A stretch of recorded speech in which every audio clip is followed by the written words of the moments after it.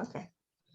So, so as I said before, so these are those one-tap templates. So you start with the questions template, and then you say, okay, now I'm going to add to it the observations template. And then, and after that, maybe students need to identify a few problems or something like that. So you go through this, maybe your project starts with the brainstorm. So you can mix them, or maybe there's something like cause and effect. So there's different types of one tabs here that you can mix in ways that will fit whatever your goal is in your project.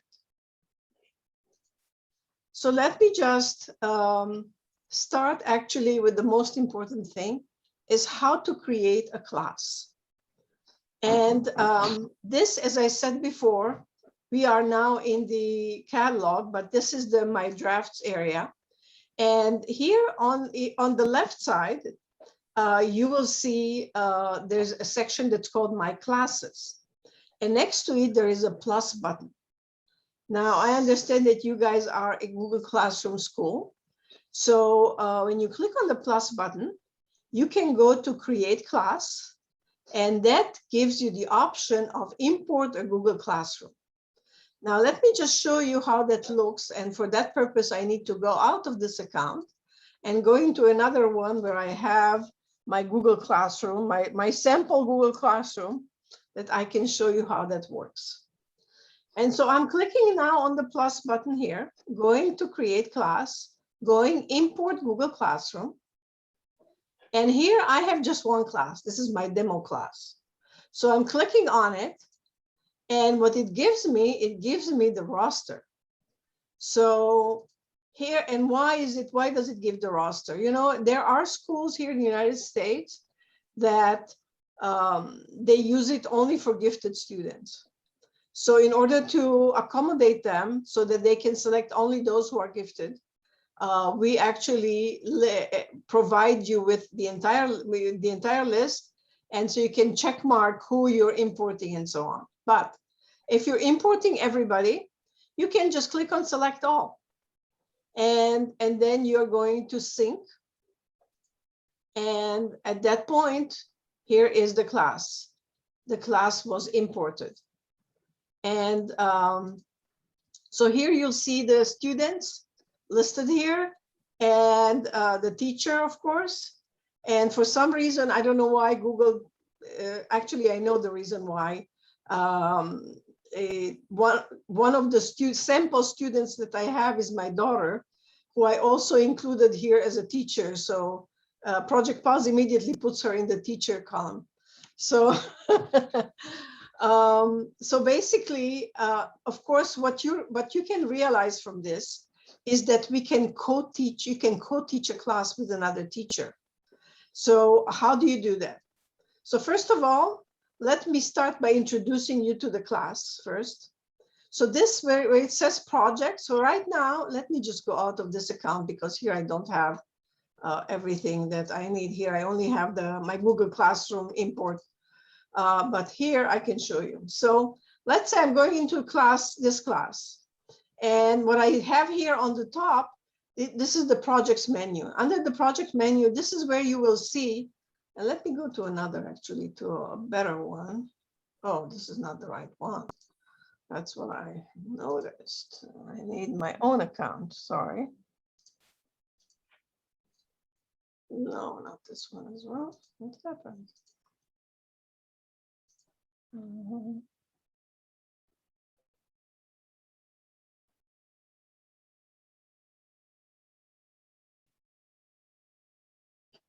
Okay, I guess I'm gonna have to. Okay, here it is. Okay, so so this is where. So here is a class. Let's say I'm going to class A. Now what you see here the project tiles of your class.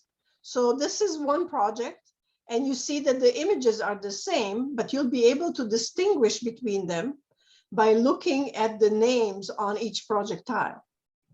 And so here you will see, as I said before, all the projects of your class will show up here. Then members. Members, as I said before, you have here the students that are listed. And then on the left side, the teachers. So as you see here, there's a co-teacher that works in the class with me. And to add a co-teacher, all you have to do is provide them with the class code. So where is the class code? Under class A, there is a section that says class code. And you can also see it big if you click on the little square next to the small class code, it gives you the big class code. Now, you can then copy this and provide this to any co-teacher that you want to teach with you the class. And so they will then show up here and will be co-teaching it with you. This is also the place that, let's say that two of your classes decide to do the same project and you would like them to work together. This is also the way by which you're going to do that. So you will give that class code to that other teacher, and that other teacher will give that same class code to her students. And then you can combine a class together and they can work together on one project. And of course, this is also the way by which you can then collaborate with even people in other schools in India or in other countries worldwide, and that's exactly the way you do that. Then we are moving on here to assignments, but I'm not going to talk about it right now because before I do that, I'm going to have to introduce you how you assign a project to the class, and then I'll get back to this. So let's just go back to my drafts here and show you the different ways by which you create a project. So as I said before, we recommend that you start with a catalog. And since we are talking about here about second grade and third grade, let me go to a project that will fit that grade level. So we have something that's called Animal Nation. Now you are going through the catalog and you are looking, and although, as I said, it says fourth grade, this fits second grade without any problems. So in order to check out how this, whether you want to clone it or not and use it for yourself, you can just click on the name here and it opens up. And this is Project Pulse. This is where the work is done. And on the right side, the right panel here is the project dashboard. Now, the project dashboard has the following things. It has details of the project. So there's an image, a project image that you can change if you wish to. You can also add videos. If you have a video of this project, you can add it. In this case, we created a video that explains the entire project. And then here you have the status of the project, whether it is in progress, finished, or graded. And finished, the students, when they finish, they can select that option. And you, when you're grading it, you can check mark it as graded. And this, if you have many students, this will, basically you will know who you graded already and who you still need to grade. And on the bottom, you have a description of the project. And then underneath that, we have team members. So here you will see who is working on the project. And so you'll see the entire team, including the teacher or teachers. So in this case, because this is just a template, you only see the author of the project, which is me. And then, but once you assign this to a team of students, you will see their names here listed underneath. And let's say that in the middle of the project, you need to add another students to the team. That's how you do it. You click on the plus button here. And here, of course, you can type in the first and last name of that student. And the system will search for them and actually bring them up here. And you can check mark and add student to the project. Now, what that means is that that student needs to be signed up. So needs to be in the system, because otherwise they will not be able to find them here. So that's the way to add a student in the middle. To remove a student, let me go back again to team members. It's easy because you have the trash can. You can just click on the trash can and that removes the students from the list. Standards, right now, I did not receive yet the standards from Sana, but I can show you how that works. So she definitely said that you guys are going to have some Indian standards that she wants you to use. So therefore, I'm going to introduce you how to add that. So to add standards, you click on the add standard, and then you select which standards this is. So in your case, this is our, sorry, Miriam, just to clarify to the teachers, okay. This is our learning outcomes. Teachers, we have that teacher resource document. Do you all remember that? And we have the learning outcomes mentioned in that for all standards. So this is what will come over here. Okay, so you will see those learning outcomes here, India learning outcomes, and then you select that. In this case, because it's not here yet, I will just select something that we use in the United States, which is called the Common Core State Standard, so that I can show you how that works. And then here underneath, I'm going to select, okay, so this is for English language. And then I need to select a grade level. So let's say I'm selecting 2nd grade here. And then it gives me all the standards for 2nd grade English language.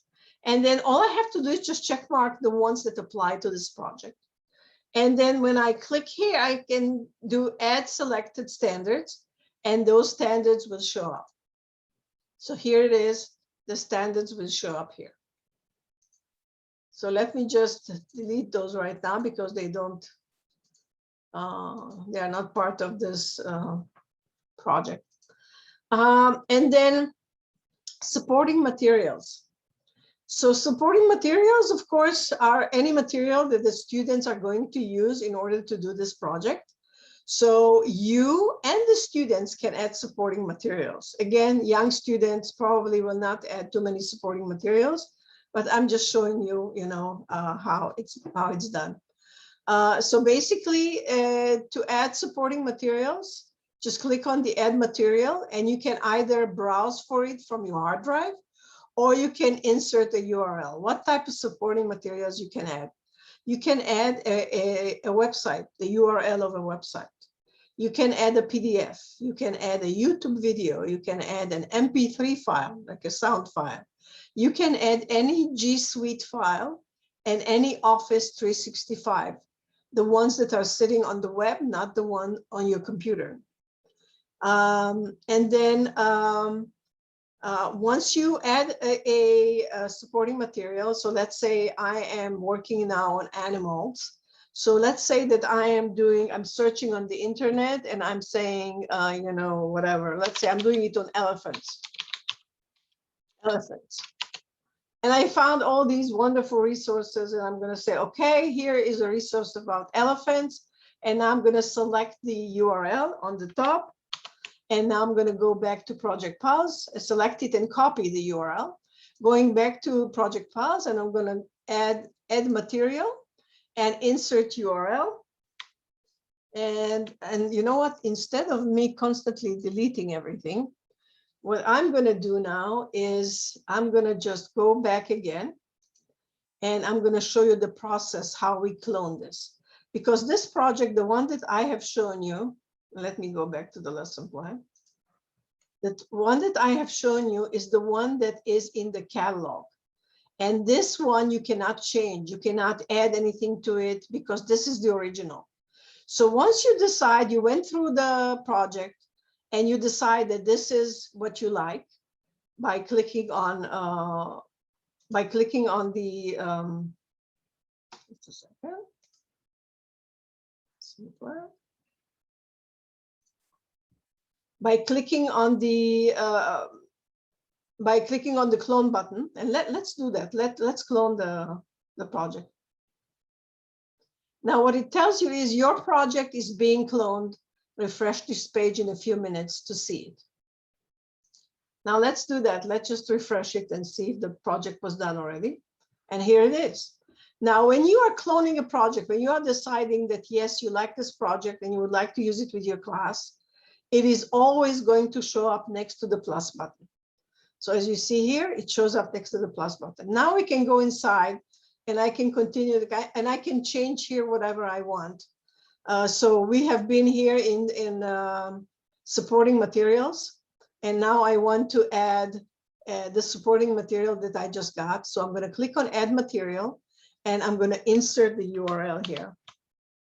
And here it is. And now you see this resource about elephants is here. And when your students come, they can click on it and it opens in a new tab and they can start reading it.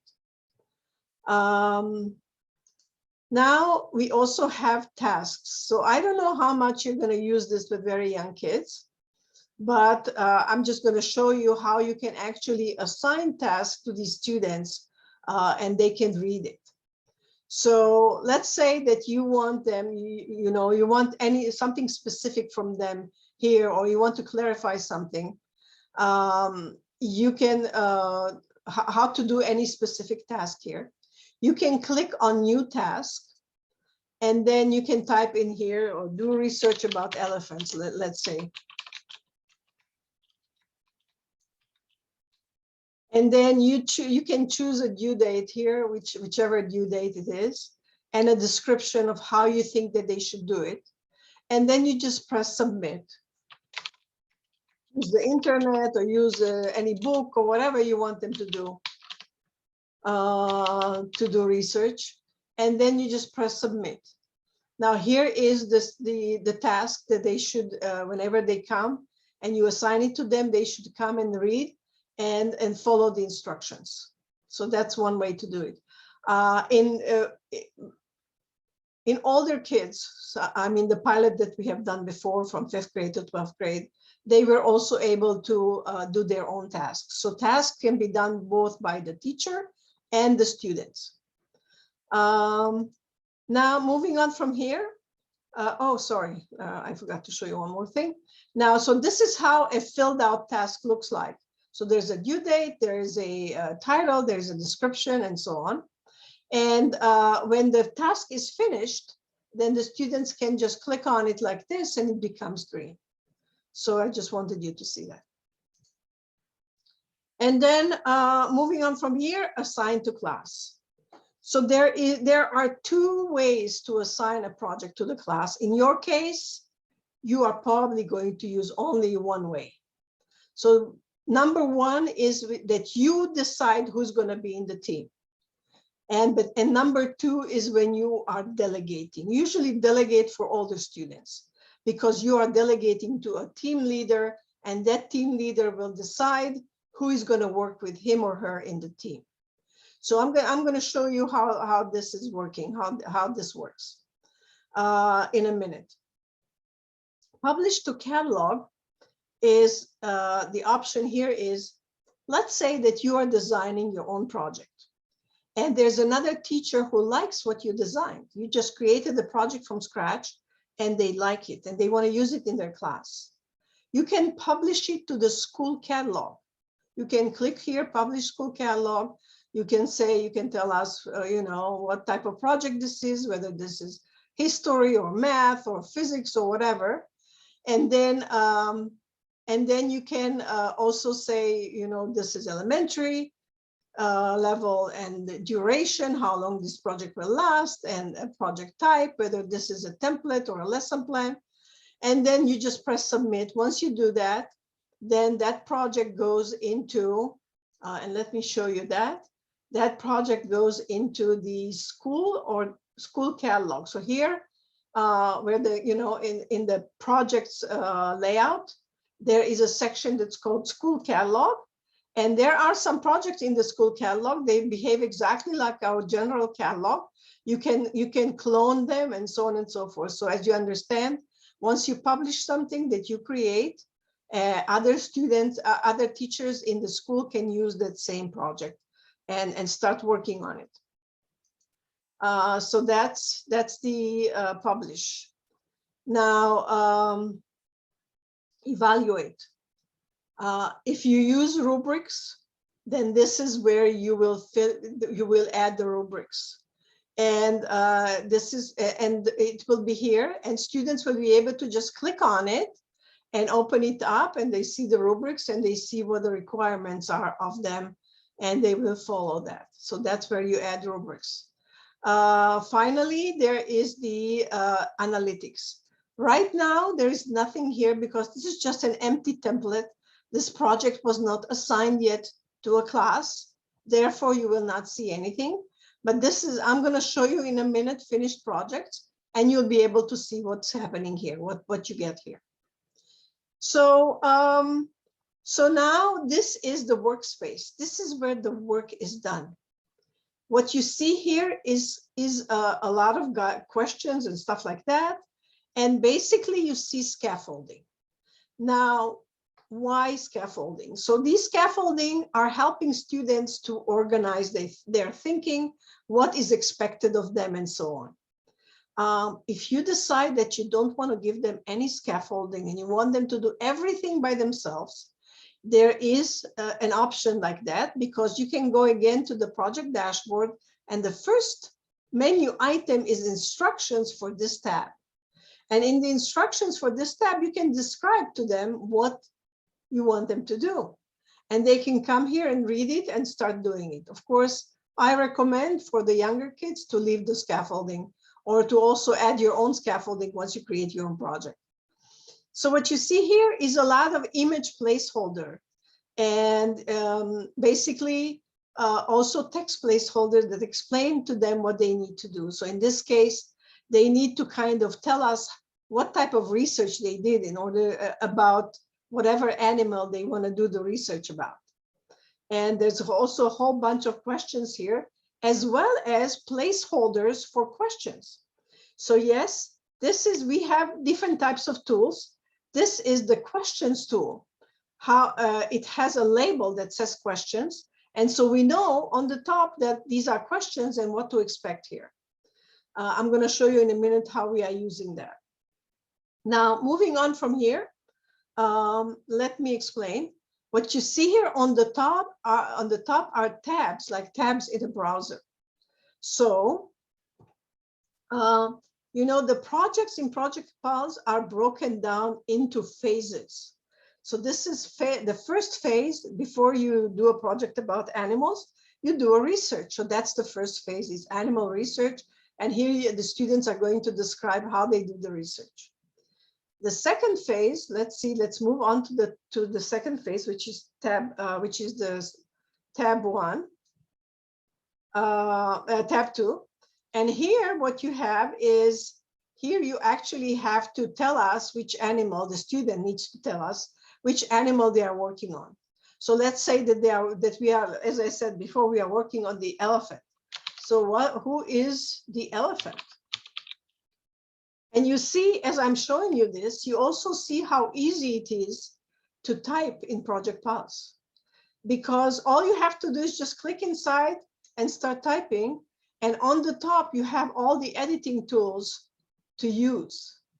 So you have here the fonts, you have the sizes. So this is huge in this case, and so on. It's really easy to type in Project Pulse into the text box. So now what you have here is basically the basic stuff. The students that are, let's say a student works on the elephant, they will replace all these images with the elephant images. And then they will use the text boxes. The text box tells them, replace this text with a description of where your animal lives. So all the students have to do is just basically do some research and type up and say, oh, my animal lives in whatever. And then, and how your animal looks, and what does your animal eat, and what is the habitat of your animal, and how, and whether that animal is unique or not. And of course, there are a lot of guiding questions here that they can be helped by, like where does your animal live, what is your animal habitat, so on. So there's a whole bunch of questions as well. And then there's more. So this is like the second part of it. And again, they will replace this with elephant instead of animal. And they will now start typing whether the animal depends on other animals. What are the threats to this animal, the noises, the effect on, and so on and so forth. And so you understand, I'm sure you understand by looking at this project, that this is definitely something that you can use with very young kids, even though it says 4th grade there. So this is actually the entire project. That's all these students are going to do in this project. There are other projects for young kids, and let me just really show you some of those. Let me go to the lesson plans here, and let me show you. So for example, we have something that's called creative writing. And in creative writing, in this case, the students have to come up with their own. I mean, in this case, they are going to use the dog and branching ideas out of it, like replace this text with a word connected to dog. So they will find all the words that are connected to dog, and then they will find more words that are connected to this word that they just found. So you understand that there's a whole, and then what they are learning here, of course, they are learning about metaphors and similes. And again, you can also change this and make it whatever fits you. And then they are moving on here to a bulletin board. And in this case, what they need to do is they need to find stories, cartoons, images, and all kinds of stuff of the dog in literature and popular media. So they can actually fill out this whole page with a lot of images about dog, how they show up in literature and popular media. And then they are moving on to their own terms. So until now, there was the dog. They all focused on, now they can come up with their own term and do exactly the same exercise that they did with the dog, and fill the whole page with that. And then finally, they will do their own bulletin board in this case. So as I said before, these are really simple projects. Young kids can definitely do them. Let me show you. So since I already showed you how to do that project, let me again go back to it, lesson plans. And let me go to 4 here. And I went to the creative writing one, because this is also an opportunity to show you how this whole thing was done. So these are all text boxes, as you see. So when I click inside, you see that editing box that jumps up, and you can immediately highlight and start typing and do anything that you need. But you also have some connectors here. So what are those connectors? So these are the tools that you use in the workspace. The last tool is the relationship tool. And to connect to object in Project Pulse is really easy. All you have to do is, first of all, click on the relationship here. When the relationship is selected, every single object gets those little purple dots that you see here. And that enables connecting one object to another. But you also have to choose what type of line you want them to be connected with, whether it should be a solid or a broken line, how thick the line should be, and whether it ends with an arrow or not. So in this case, it doesn't end with an arrow. And you need to select the color. So let's say that we're going to select green in this case. And then you just need to hover over that object that you want to connect to another object and just drag from it to the other object's little purple dots. And you can even define a relationship between them. So let's say in this case, you can say, oh, this proves that, or whatever, So that's how these things are connected. It's very easy, very simple. Media. There's a lot of media, of course. And in this case, we have the dog. So let's say that I want to, let me also clone this project so that I can make changes in it. Let me just go in there and change and clone it so I can make changes.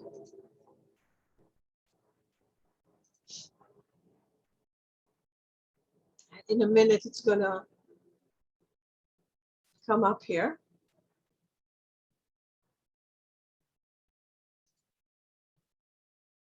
Here it is. And Let's say that I want to add here like an image of a dog. How do I do that? How do I use the media? So first of all, I'm going to go to a new tab in my browser. I'm going to type in here dog. And I'm going to go to images. And I'm going to pick a really cute, let's say dogs here. These are very cute. Or maybe this one. And I'm going to say, actually, this is cuter.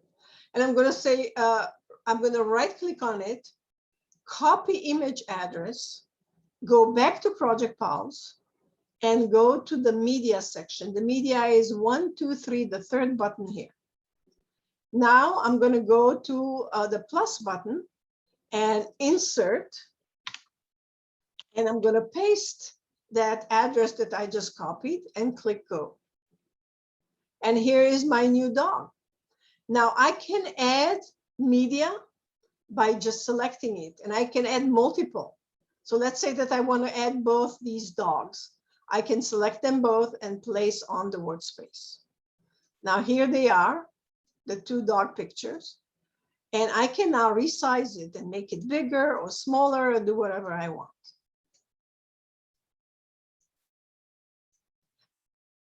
What types of media can you add?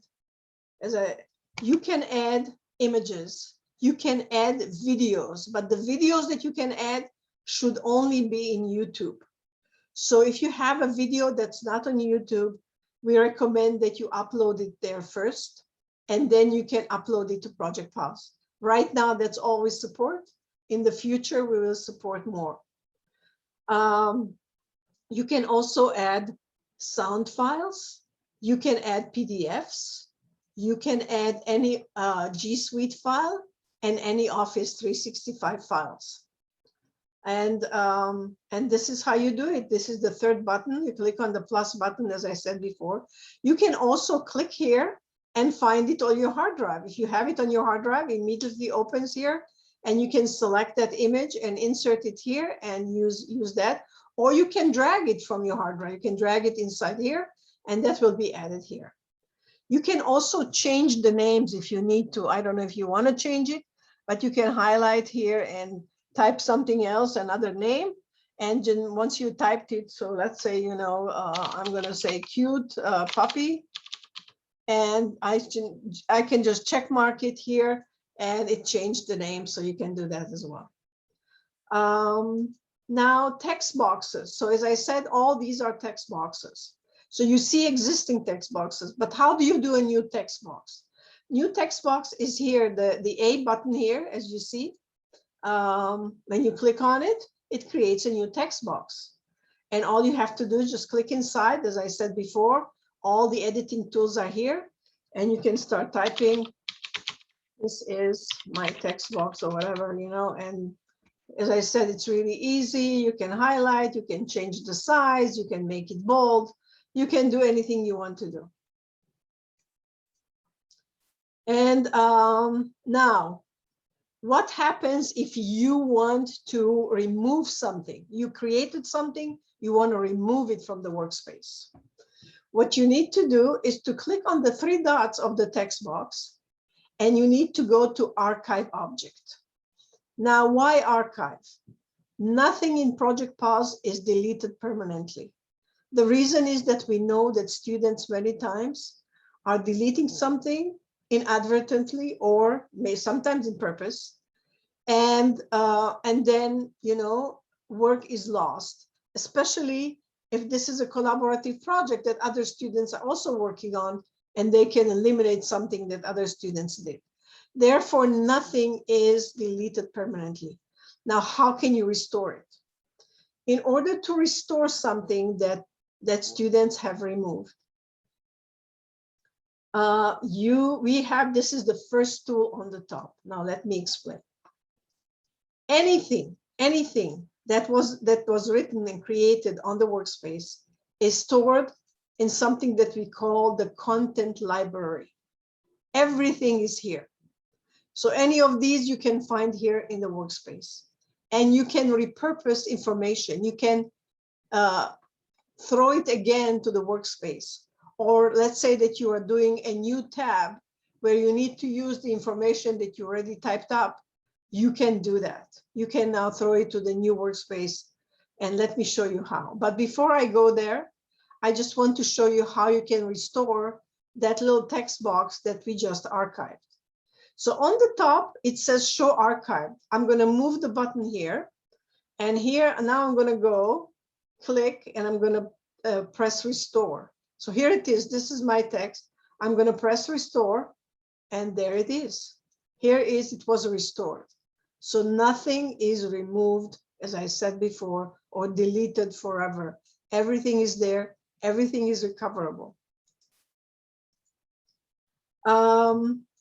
Now, I will get back to the content library in our advanced session, which is coming next time.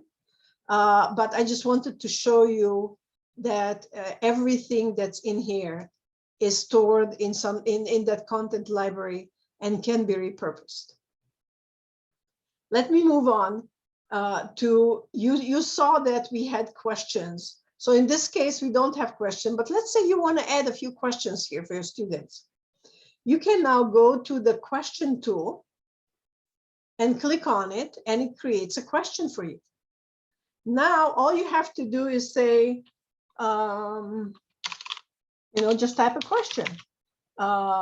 Which poems have a dog mentioned in them?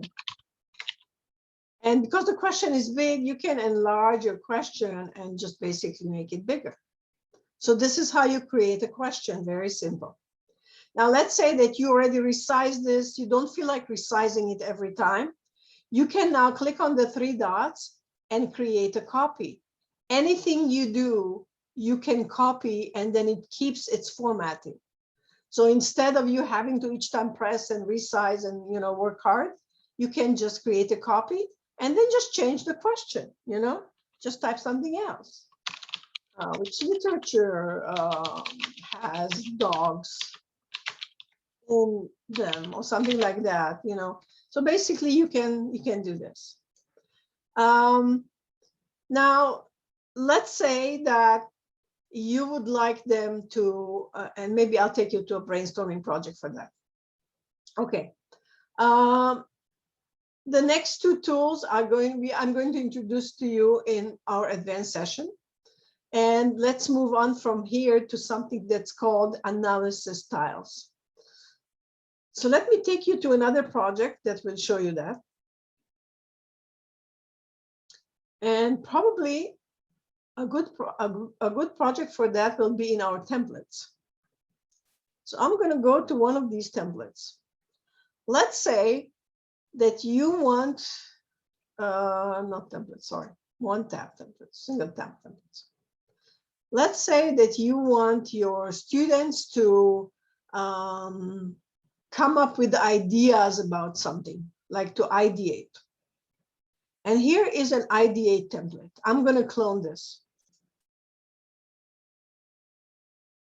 And it was just created. I'm going to open it up. And what you see here is you see something interesting. This is our analysis style. Now, what is analysis style? It looks very much like a question, right? It only has a different label. It says problem here, and here it says solution. So let's say that you want your students to come up with a series of problems about something, some phenomena that they are observing. And then you want them to come up with solutions for that. What are their solutions for that? And so to create an analysis, so basically what you understand here is that the label kind of defines what you expect to get here. You expect to get here a problem. And this label defines you expect here to get solutions. How do you do that? You click on the analysis style here, which is the tool number, the third tool from the bottom. And what you see here is you see that it has, oops. Yeah. So, okay, there something here went off. Okay, so here we have problem solution. There should be also evidence. I'm going to ask our tech team what happened here with the evidence. Anyway, these are the defaults. So now let's say that I want to add cause to it. I'm going to click here on the empty dot, and I'm going to type in here cause. And here I'm going to say, replace this with the cause for whatever. And then I'm going to press create. So here's my new tile, my new cause tile. And students know that they are expected to type a cause here. And of course, you can use the relationship tool, which is what was used here, to connect this. So here, I'm going to drag it, and I can connect it here and even define whatever the relationship between them is. So, so as you see, these are analysis styles. You can make up any labels that you want. Whatever fits your case, you can make a label for. What is the big advantage of the analysis style? The big advantage is that students see clearly, here are the problems, these are the solutions. It's the visual representation of it. It makes it clearer for their brain to remember this. And so, so there's a lot of benefit, and students love it. Our experience shows that they love it because they say it focuses their attention. So that's the analysis styles. Now, we also have something that's called an annotation. An annotation is a nice thing. Let's go back for a minute to that animal project. And you know what? Maybe not animal project. Let me show you something else. Catalog, and I'm gonna go to the single tab here, or actually no, to the completed project. And here we have something that's called here, pictorial input chart. Oops. Okay. Let me just replace this because some of our images with ant. Let me put a big ant image here.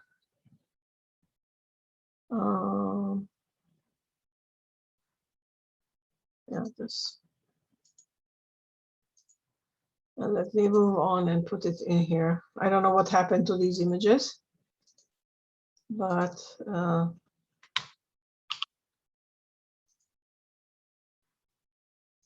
okay. So just give me 1 second.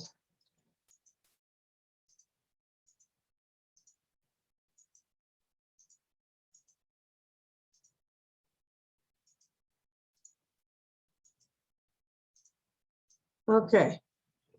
So as you see, the annotations, basically, you can now put an image of this ant here.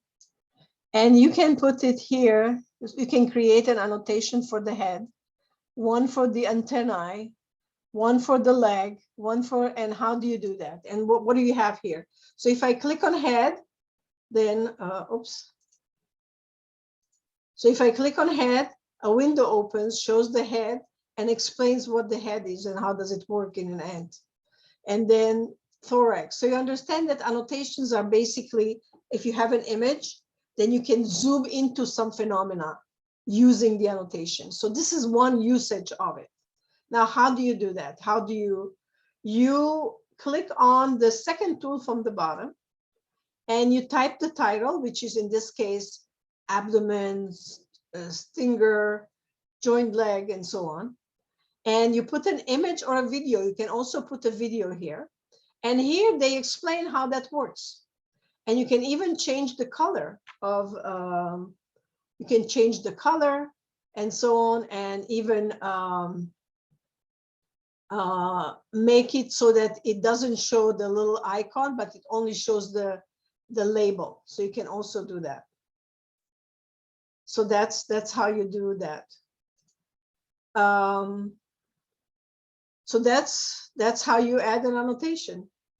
So I think that we finished the first session because we got to my 9:30 p.m. Yeah, so 10 a.m. here. Yeah. Yeah.